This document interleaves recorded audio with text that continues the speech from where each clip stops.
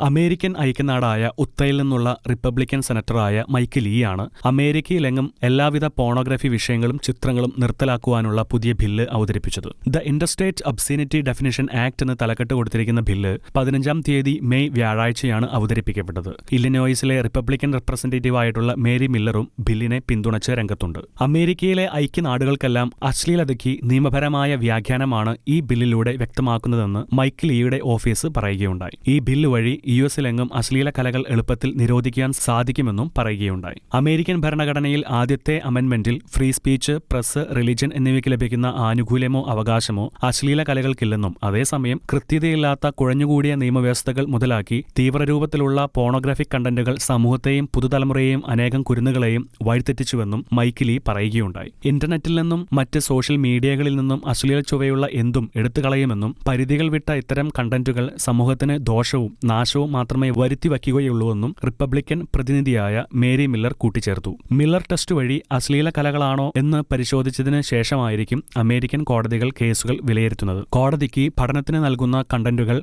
നിയമപരമായി അശ്ലീല ചുവയുള്ളതാണോ എന്ന് നിർണ്ണയിക്കുന്ന രീതിയാണ് മില്ലർ ടെസ്റ്റ് എന്ന പേരിൽ അറിയപ്പെടുന്നത്. ഇന്റർനാഷണൽ ഡെസ്ക് ഷെക്കേന ന്യൂസ്.